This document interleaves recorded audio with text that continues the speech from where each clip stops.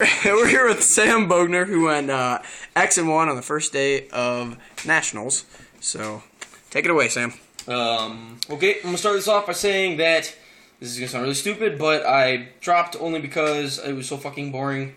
And if people were there, they know what I'm talking about. There were like an hour and a half waits in between rounds, and it was fucking stupid. And I kind of just wanted to chill in Chicago, so yeah. But I went X-1, and I played Dragon Rulers.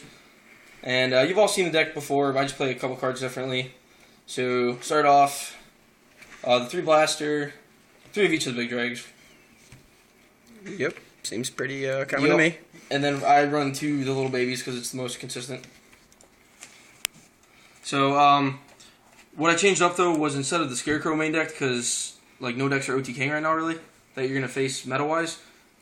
I ran both of the tuners. People usually choose between these two, and they have different reasons. If you have Corseska, it's usually another target for Tempest, and then you can search out your last element that you're missing. Mm-hmm. And then, for this, it's just another blaster target, because the Evil Swarm matchup sucks, and so does Prophecy.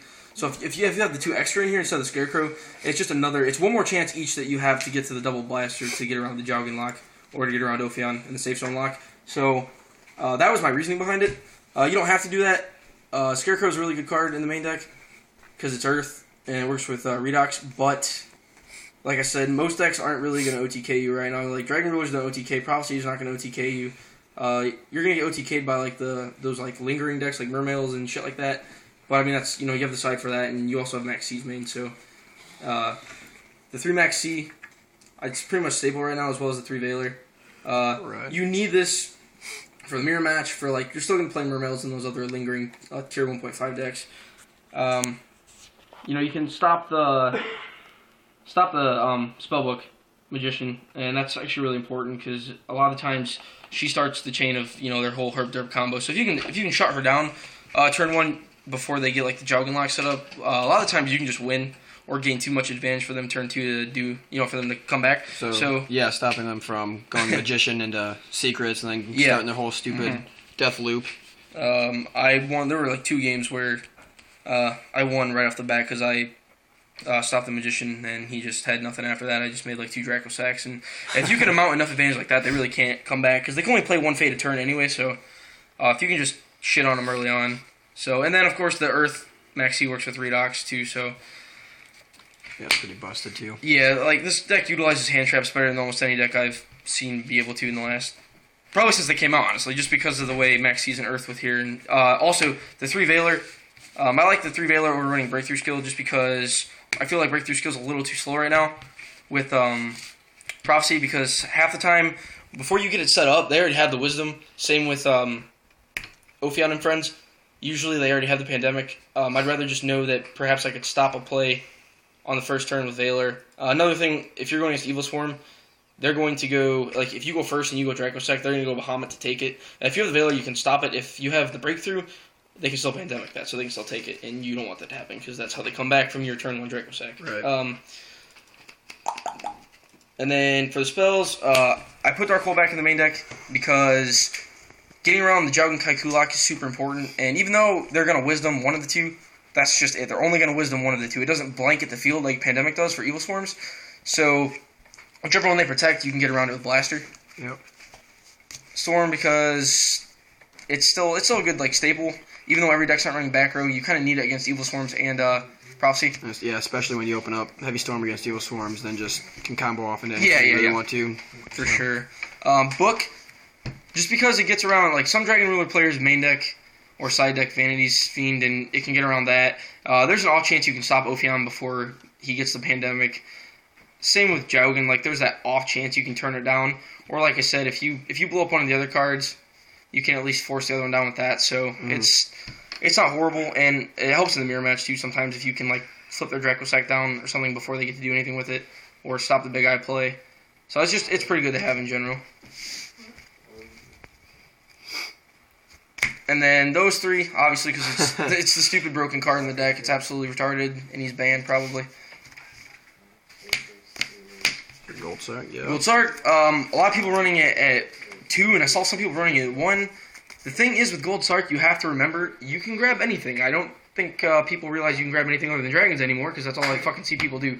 But like game 2 and 3 against Prophecy and Evil Swarms, a lot of the time, if you're not going for the blaster play, and you think they have like this, if they have safe someone dresses down like that, you're gonna go for Heavy Storm or something to clear the back row. I won 2 of my games against Prophecy because instead of going for like the typical blaster grab with this to get around their lock, I just went for Heavy Storm. Because if I can blow up the back row, I can attack over Jaugen with Reactin. So this was just really good to keep in for me.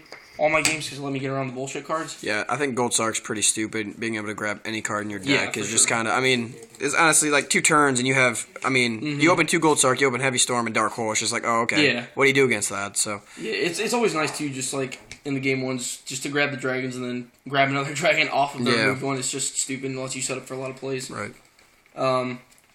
And then I ran 2 copies of this. I would say run it at 2 or 3. I saw a lot of people only running 1. The thing is, this is basically a pot of greed for this deck. And I actually left it in a lot, game 2 and 3.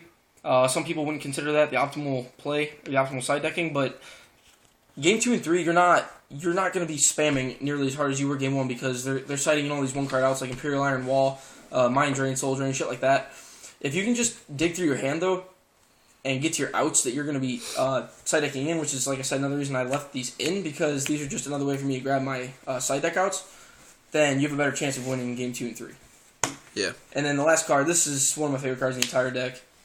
You hit that, and most of the time you draw into like a Rejuve or something, and you just go fucking bananas. You got big drags in the grave, too. Yeah. I mean, damn. I had one of the public players I was against. I hit that right into a Rejuve, and I'd already discarded like 4 dragons off of that. For the big ones. I went plus 18 in that one turn. He was like, "Fuck you," and scooped. So, and like, even though a lot of people would side this out too, I left this in more than not because, again, I want to get to those side deck cards. So I left it in just to dig through that shit faster. Make sure that I won game 2 and 3, basically. All right, now to the extra deck. Yeah, we go. the extra. Alrighty. 3. 3 snacks. 2. This wasn't in, obviously, but now this is in. Master of Blades. I don't know how good he's going to be. In theory, the card is ridiculous for the next format because there are a lot of 1-card outs to things, and he just says no to all of those. Right. He's not nearly as good as Dracossack in this deck because Dracossack is like your ultimate grind tool. You need 3 Dracossack for this deck. Big Eye is probably going to go to 1 if not get banned, so that just will take out the Big Eye. I had like a second Crimson Blader in or something. And then I really don't remember what that was. It was the third Big Eye. Yeah, third Big Eye. Okay. Third Big Eye. And Crimson Blader. Gaios, because he wins the mirror match. Yep. Gaios is busted. He's good in the mirror match. Guy Thunder Charger, because you can smack over the token if their life points are low enough and you usually get game. And then this is something I run different. Patrick Hoban run that too, so I mean, I must be smart. All right, calm down, Hoban. But, no, it's just like when you're against Evil Swarms, so many of your plays are cut off. But if you can normal summon like a Reactin, if you have another one in your graveyard, or a Stream or something, you discard Redox and one of your Maxis if you have it in there or whatever, or another Earth obviously. You can special summon back one of your 4-stars and go into that and knock over Ophion. So it's actually really good, and there is some space in this extra deck just because really your focus is this big motherfucker. Yeah, and after that after that it's just kind of filler. So best level 7 in my opinion, just because of the tokens. And the fact that he can change battle position of another card. So. Is that Beret? Beret, yeah. Beret. So, I mean, you can run... I saw people run the Scrap Archfiend and stuff. Like, that's good, too, because it's 27 and it can hit over, like, Big Eye and Dracossack. But just the ability to have this switch the attack or defense of a monster is really, really good. Colossal. Just because it's an 8, this deck can pump out 8s just as easily as the rank 7s. And it's, not just as easily, but close enough. Yeah. And, yeah, it's an EV target, so... And Scrap Dragon... Another 8. It's good. Yep. And then Crimson, because it wins the mirror match, and it beats, like, every deck that needs a level monster. Crimson's busted. Fucking stupid. Oh, and then I forgot about this little fucker. Armor. Yeah, you just go... I mean, you can get over all the awkward shit. Just go Dracossack, tokens, and then drop, like, a Veiler or one of your searchable tuners. And, so, that was really good. Alrighty. And now to the side deck. Okay. Mine's a little different than some people's, but... I still kept these in. Some people aren't using this anymore, but this card is honestly just the nuts against like Evil Swarm and against Prophecy, because if you flip Jaugen down and they don't have the Kaiku, like they don't have the full lock on, you just flip Jaugen down, you're probably gonna win. It's an easier way to get out of the lock too by playing this and like a blaster on the other card. The only way this isn't going to fuck Ophion is if they have the safe zone already up. Because if you play her and they go to safe zone, it's already been targeted, so neither of those cards save it. Like, if they go to dress, they can't. So you'll turn Ophion down, and pretty much, like, from there you win, because you gain too much advantage. And then him, for 2 reasons. One, if they have safe zone up already, I can just wreck their field with this. And 2, it's a fire, so one of my games I got it off. I actually attacked and I returned like his safe zone, Ophion, everything, and burnt the shit out of him. Yeah. And then I won the next turn because I put up too much advantage after that. And the other game I won because he already had the safe zone. He had the safe zone up, but I knew he had a compulse on or something. I can't remember what the scenario was, but I knew this wasn't going to be good on the field. So I just blasted the safe zone with this because this is a fire, and I think people kind of forget that. Because he even checked my graveyard. He's like, "What the hell did you send with blaster?" And I was like, "It's fire, dude." So, 2 draw and lock. 3's probably better. But I just wanted more room for... It's so hard because like you have to dedicate so many cards just to the Prophecy matchup because it's so fucking bad. But I wanted, to prepare for the Evil Swarm matchup too, which is good because I played like nothing but Prophecy and Evil Swarm all day, and I 2-0'd most of them. So, but yeah, Draw and Lock's not the best card ever. But for me, like, it's a win. So I had a game where I literally won not because of his fucking effect, but because it was a win, and I dropped it for my final Tempest for game. But it was stupid. 1 virus. Yeah. Just because you can take their Dracossack or you can take a Dragon if they leave a floater. A lot of times in the mirror match, if they don't want to lose their advantage, really, like they don't want to get the Dracossack taken, they'll just sit there on the Redox. You can just take the Redox, so and make your Dracossack or whatever. Or if like worst case scenario, you can take the Dracossack and make it pop itself. So it's not bad at all. There's a Scarecrow. I sided this in against Mermills because I mean if you fuck up one time, they're gonna OTK you. So I didn't want that to happen. So I sided that in. 3 MST. This deck can play around traps just because, like, you're not negging like you would in a normal deck because they're basically blowing a trap to stall for a turn, if that makes sense, because your Dragon's going to come back. Right. So, Graveyard's still live. Yeah, exactly. So, but you have to run it just because of Mind Drain and Imperial Iron Wall are fucking Yeah, I mean, that kind of... There's not much you can do about that. Yeah, exactly.